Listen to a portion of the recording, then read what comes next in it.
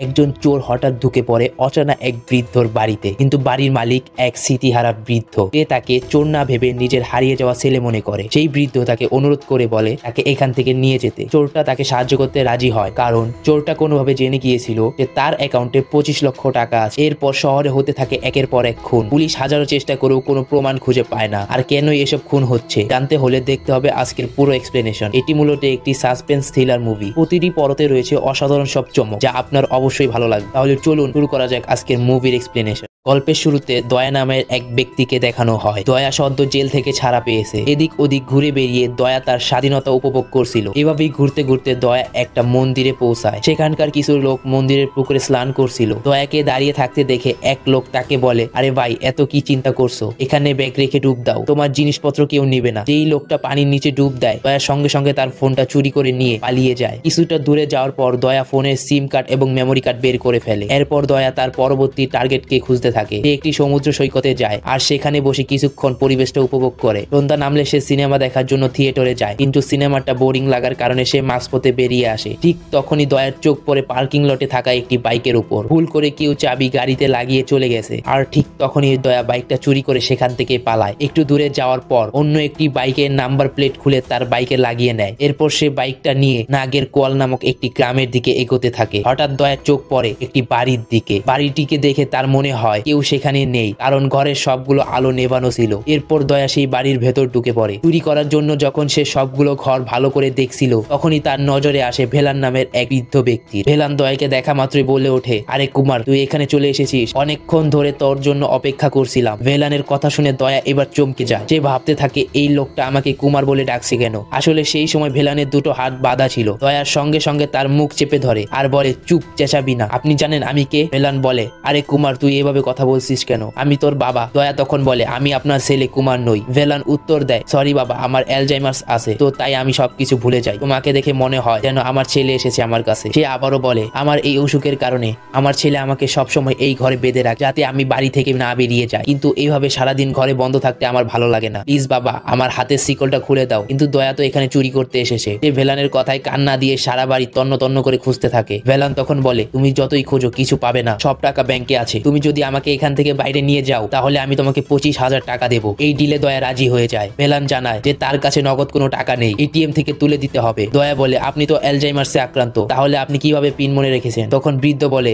ATM এর কাছে গেলে আমার পিন মনে পড়বে। দয়া ঠিক আছে বলেই তার হাতের শিকল খুলে দেয়। এরপর ভেলান নিজের ব্যাগটা নেওয়ার পর ওরা দুজন একটা এটিএম এর কাছে যায়। আসলে ভেলানের এটিএম এর পিন নাম্বার মনে ছিল না। অনেক কষ্ট করে সে টাকাগুলো তুলতে শুরু করে। ঠিক সেই সময় দয়া তার অ্যাকাউন্টে বিশাল অঙ্কের টাকা দেখতে পায়, প্রায় 25 লাখ টাকা। সে মনে মনে ভাবতে শুরু করে, এই বুড়োর কাছে এত টাকা, যেভাবেই হোক সব টাকা আমার হাতিয়ে নিতে হবে। এরপর ভেলান কথা মতো দয়াকে 25,000 টাকা দিয়ে সেখান থেকে সামনে যেতে থাকে। দয়া তখন পিছন থেকে দৌড়ে এসে তাকে জিজ্ঞেস করে, স্যার, আপনি এখান থেকে কোথায় যাবেন? ভেলান উত্তর দেয়, কাছের গ্রামে আমার মেয়ের বাড়ি আছে, আমি সেখানেই চলে যাব। দয়া তখন বলে, ঠিক আছে, আমি আপনাকে বাস স্টপে নামিয়ে দিচ্ছি, আমার গাড়িতে বসে পড়ুন। এই রাস্তাটা এমনিতেও ভালো না। এরপর দুজন মিলে বাস স্টপের দিকে যায়। সেখানে যাবার পর ভেলান বলে, আমি যদি আমার মেয়ের বাড়িতে যাই, তাহলে আমার ছেলে কুমার সেখানেও পৌঁছে যাবে, আবার আমাকে ধরে এনে বাড়িতে বেঁধে রাখবে। আমি ওখানে যাব না। তিরুপেন মালাইতে আমার একটা বন্ধু আছে, আমি তার কাছে যাব। তুমি শুধু আমাকে ওই জায়গাটার বাসে তুলে দাও। এটা শুনে দয়া বলে, স্যার, আমিও তো সেখানে যাচ্ছি। বাসের টিকিটের যা খরচ, সেই টাকাটা দিয়ে বরং আমার বাইকের পেট্রোল ভরে দিন, আমি আপনাকে আপনার বন্ধুর কাছে পৌঁছে দেবো। ভেলান ভাবে, বুদ্ধিটা তো বেশ ভালো।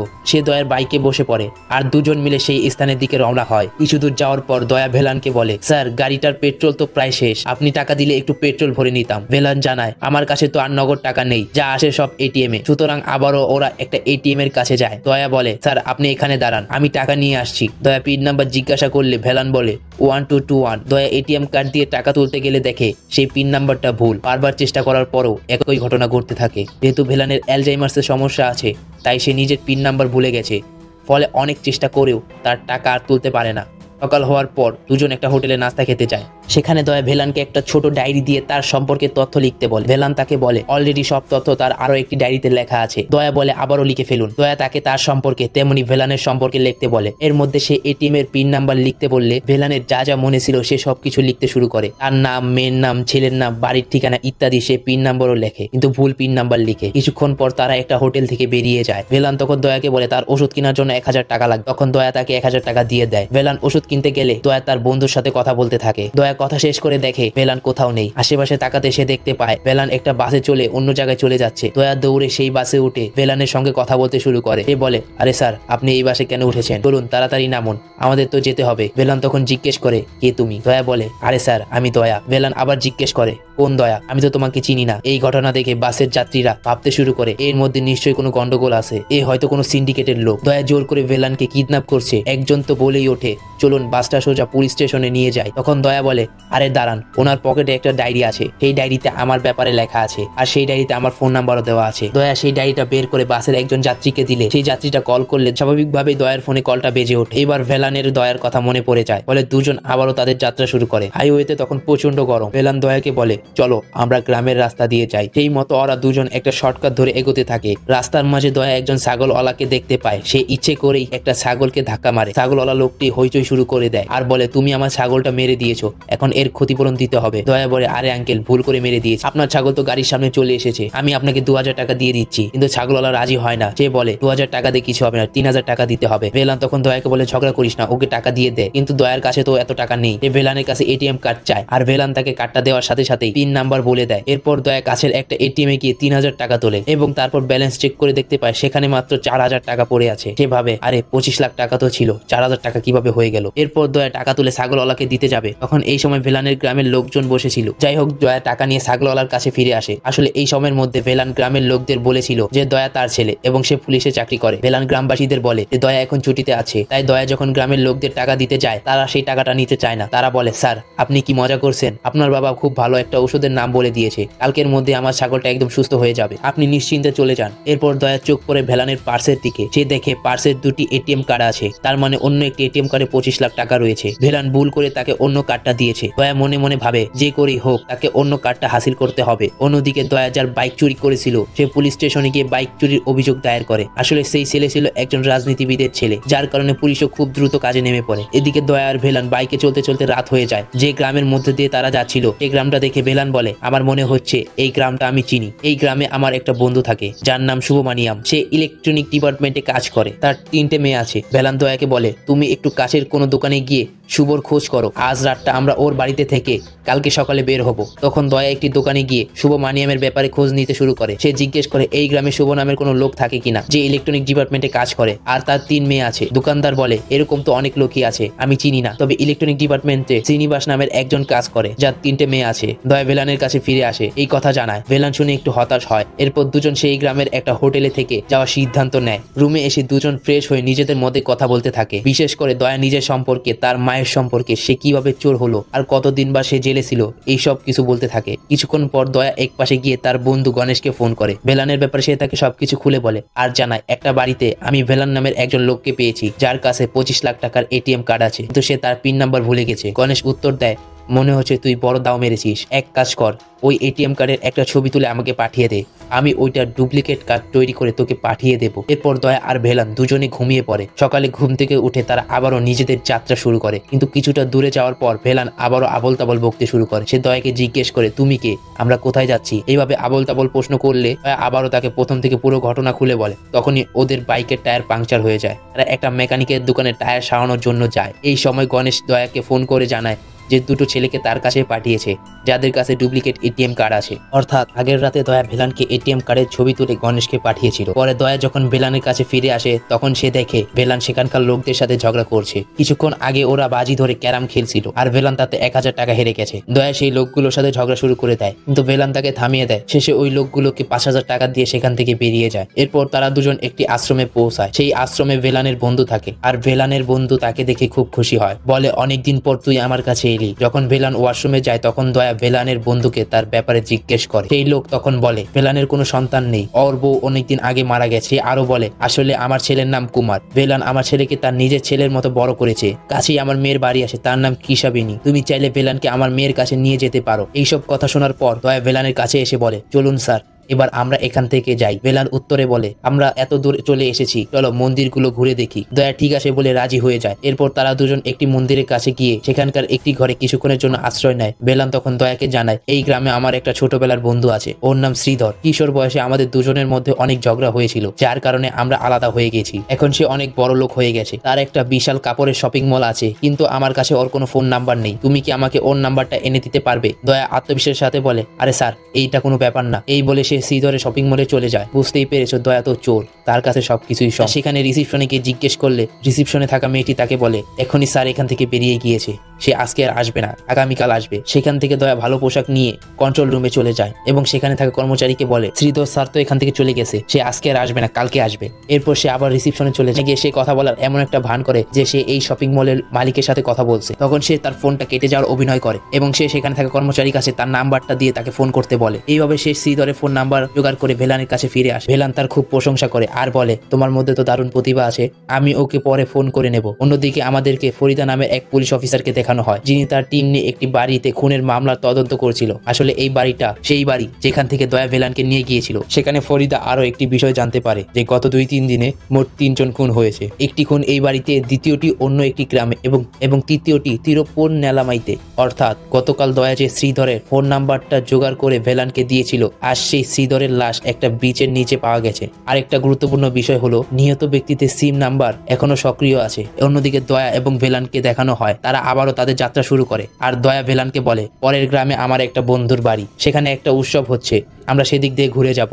রাত হতে হতে তারা গণেশের গ্রামে পৌঁছে যায়। গণেশ দয়ার সঙ্গে দেখা করে বলে, সঠিক পিন নাম্বার খুঁজে বের করতে আমাদের অনেক বছর লেগে যেতে পারে, এবার তোমাকে এই বুড়োর কাছ থেকে সঠিক পিন নাম্বার জানতে হবে। অন্য একটি দৃশ্যে আমরা দেখি ভেলান কিছু ট্যাবলেট গুঁড়ো করে মদের গ্লাসে সে দয়া এবং গণেশকে খাওয়ার জন্য আমন্ত্রণ জানায়। 3 জন মিলে তারা খুব আনন্দ করতে থাকে। ওদিকে গ্রামে উৎসব চলছিল। যখন দয়া এবং গণেশ ঘুমিয়ে পড়ে তখন ভেলান ভালো করে সেজেগুজে শিবা ভেলাম নামের একজন শিক্ষককে ফোন করে একটি নির্দিষ্ট জায়গায় দেখা করার জন্য তাকে ডাকে। শিবা জিজ্ঞেস করে, তুমি কে? আমি তোমার সাথে কেন দেখা করব? ভেলান উত্তর দেয়, তুমি তো মধুমিতাকে চেনো। শিবা চমকে গিয়ে জিজ্ঞেস করে, কে তুমি? ওই মেয়ের ব্যাপারে তুমি কিভাবে জানো? ভেলান বলে, তুমি ওই মেয়ের সঙ্গে কি করেছো তা আমি ভালো করেই জানি। যদি তুমি আমার সাথে দেখা করতে না আসো তাহলে মধুমিতা আর তোমার সেই ভিডিওটা আমি তোমার বউকে পাঠিয়ে দেবো। এইটা শুনে শিবা ভেলাম ভয়ে ভয়ে ভেলানের সাথে দেখা করতে একটি স্কুলে যায়। সেখানে মিলান অত্যন্ত নির্মমভাবে শিবাকে মারধর করে এবং এক পর্যায়ে তাকে হত্যা করে ফেলে। আসল ঘটনাটা হলো এই শিক্ষক শিবা সিলভা নিজেই ছাত্রী মধুমিতাকে ফাঁদে ফেলে দর্শন করেছিল। শুধু তাই নয়, সেই ঘটনার ভিডিও বানিয়ে তাকে ব্ল্যাকমেল করেছিল।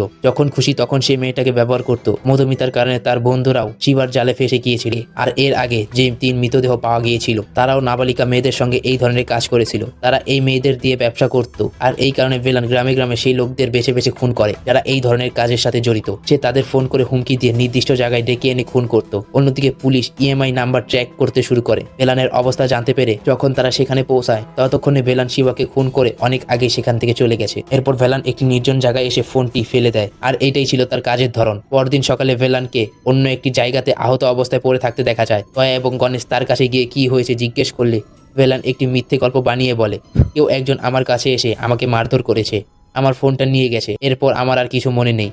দয়া ভেলানের ক্ষতস্থানে ওষুধ লাগিয়ে দেয় এবং তাকে কিছুক্ষণ বিশ্রাম নিতে বলে।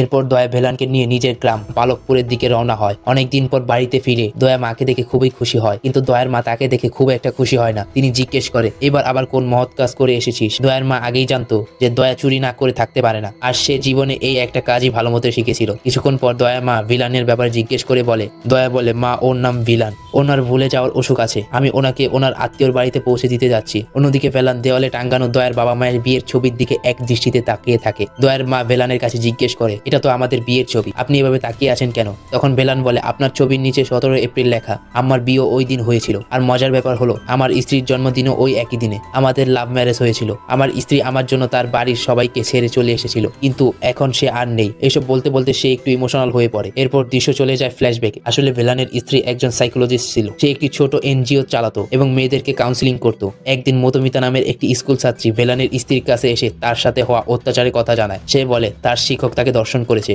আর ভিডিও বানিয়ে এবং বারবার সেই ভিডিও দেখে তাকে ব্ল্যাকমেল করছে। ভেলানের স্ত্রী মধুমিতা কাউন্সিলিং করতে থাকে, কিন্তু মধুমিতা এই অপরাধ বোধ ভুলতে থাকে যে তার কারণে তার আরো কিছু বন্ধু এই বিপদে পড়েছে। কিছুদিন পর মধুমিতা আত্মহত্যা করে। এই খবর জানার পর ভেলানের স্ত্রী খুবই ডিপ্রেশনে চলে যায়। সারাক্ষণ তার মাথায় শুধু মধুমিতার কথা ঘুরতে থাকে। যারা মধুমিতার সাথে এমন জঘন্য কাজ করেছিল তাদের বিরুদ্ধে তিনি মামলা দায়ের করেন। এর মধ্যে ভিলানের স্ত্রীর অ্যালজাইমার্স রোগ ধরা পড়ে। তিনি ধীরে ধীরে ছোটখাটো জিনিস ভুলতে শুরু করে। যখন আদালতে সাক্ষ্য দেওয়ার সময় আসে তিনি ঠিকমতো নিজের বক্তব্য রাখতে পারেন না। ধীরে ধীরে তার অসুস্থতা বাড়তে থাকে, এমনকি তিনি নিজের স্বামীকেও চিনতে পারছেন না। একদিন ভিলানের স্ত্রী তার সমস্ত বক্তব্য একটি ডায়েরিতে লিখে ভিলানকে দিয়ে বলে, যদি মধুমিতা ন্যায় বিচার না পায় তাহলে তুমি ওই শয়তানদের শাস্তি দিও। আমি সবকিছু এই ডায়েরিতে লিখে দিয়েছি। এর পরের দিনই ভিলানের স্ত্রীও আত্মহত্যা করে। এরপর থেকে ভিলান তার স্ত্রীর শেষ ইচ্ছা পূরণ করার জন্য সেই ডায়েরিতে লেখা সমস্ত লোককে এক এক করে খুন করে তাদের কৃতকর্মের শাস্তি দিতে থাকে।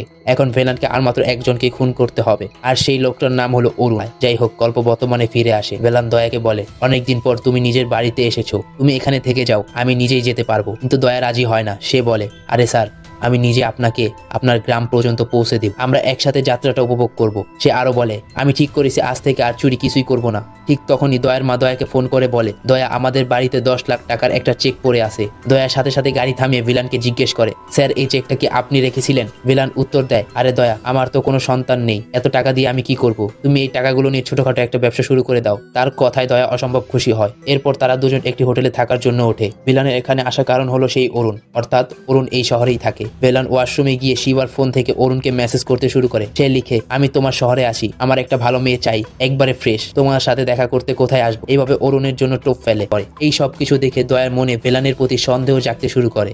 ভিলানের আসল পরিচয় জানার জন্য দয়া তার ফোনের ভিডিও রেকর্ডিং চালু করে বাথরুমে ঢুকে পড়ে। কিছুক্ষণ পরে সে ঘরে ফিরে ড্রিঙ্কস করতে থাকে আর ফোনটা নিয়ে বন্ধুর সাথে কথা বলার অজুহাতে বাইরে যায় এবং রেকর্ডিং চেক করে তখন সে দেখতে পায় যে ভিলান মদের মধ্যে ঘুমের ঔষধ মিশিয়ে দিয়েছে। এই দেখে দয়ার কাছে সবকিছু পরিষ্কার হয়ে যায়। সে ঘুমের ওষুধ খেয়েছিল আর কোনো উপায় না পেয়ে সে দ্রুত নিচে গিয়ে মুখে আঙ্গুল দিয়ে বমি করে ওষুধটা ফেলে দেয়। সে বুঝতে পারে এই কারণে রোজ রাতে মদ খাওয়ার পরই সে দ্রুত ঘুমিয়ে পড়ে আর তার ঘুমের সুযোগে ভিলান কোথাও একটা যেত। এরপর ভিলান যখন বাথরুমে যায়, দয়া দ্রুত তার ফোনটা নিয়ে চেক করতে শুরু করে। সে সম্প্রতি অরুণের সাথে ভিলানের সব কথাবার্তা শুনতে পায়। তার একটি মেয়ে চাই আর মেয়েটির সাথে সে ইত্যাদি ইত্যাদি। ভিলান বাথরুম থেকে বেরিয়ে আসতে দয়া ঘুমানোর ভান করে। এইটা দেখে ভিলান অরুণের সাথে দেখা করার জন্য বেরিয়ে পড়ে। দয়াও এবার তার পিছু নেয় আর মনে মনে ভাবতে থাকে, আমি তো লোকটাকে অনেক ভালো ভেবেছিলাম আর সে কিনা এত জঘন্য একটা লোক। ভিলান অনেকক্ষণ ধরে অরুণের জন্য অপেক্ষা করে, যা দয়া দূর থেকে লুকিয়ে দেখছিল, কিন্তু অরুণ আসে না। তাই সে আবারও নিজের ঘরের দিকে ফিরতে শুরু করে। এটা দেখে দয়াও দ্রুত নিজের ঘরে ফিরে আসার চেষ্টা করে। কিছু সমস্যা পথে হলেও সে দ্রুত হোটেলে পৌঁছায়।